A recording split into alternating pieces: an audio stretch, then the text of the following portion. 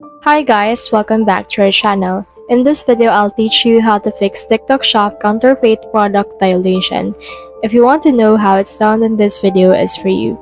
So in order to do that, as you can see on my TikTok Shop on my website, I just need to scroll down until I reach this account help. Under the account health, you should be able to see this TikTok account health. As you can see right now, I have the status of healthy and I have no violation. So often some cases, if you have any product violation, it will appear right here and your account health status will be at risk.